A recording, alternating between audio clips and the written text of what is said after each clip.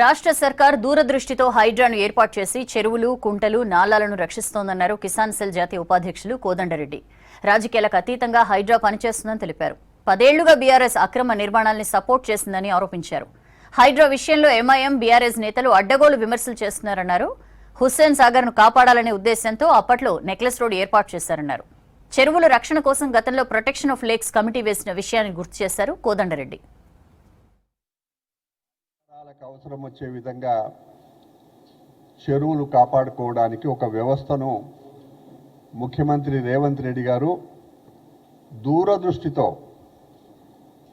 1కి 10 సార్లు ఆలోచన చేసి ఈ వ్యవస్థను ఏర్పాటు చేయడం జరిగింది. ఒకరి తర్వాత ఒకరు మంచి పని చేస్తే మీకు ఇష్టం ఉండదు. రైతుల విషయంలో అట్లే మాట్లాడతారు, హైడ్రా విషయంలో అట్లే మాట్లాడతారు. ప్రతిదాన్ని రాజకీయం చేసుకోవడం కుదరదు, మంచిది కాదు. ఇది అప్పుడే నేను ఇప్పటికి కూడా మాస్టర్ ప్లాన్లో ఉంది.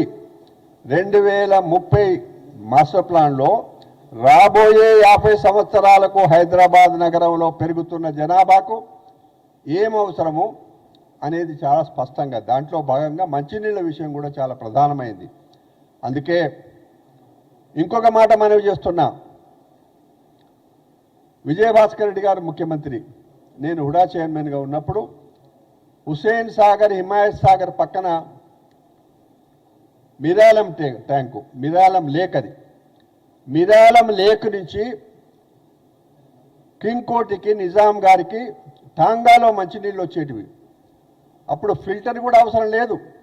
మంచి తీపి నీళ్ళు, బలమైన నీళ్ళు, ఆరోగ్యకరమైన నీళ్ళు అవి టాంగాలో వచ్చేటివి. అట్లాంటి చెరువులో అక్రమ నిర్మాణాలు జరిగితే 1992 సంగతి చెప్తున్నా. అప్పట్లో ఈ లేటెస్ట్ మిషనరీ లేదు. అవి కూలగొట్టాలి అని అంటే 2 రోజులు పట్టింది కూలీలతో. అనేకమైన రాజకీయ ప్రెషర్లు. విజయభాస్కర్ రెడ్డి గారికి గంటకు ఫోన్లు వస్తున్నాయి. నాకు ఫోన్ చేసిండు, ఏం కోదండం ఎక్కడున్నావు, నాకు ఇట్లా ఫోన్లు వస్తున్నాయి అని అంటే, సార్ ఇవాళ ఒక్కరోజు దయచేసి ఫోన్లు ఎత్తకండి మీరని, మాట్లాడకండి.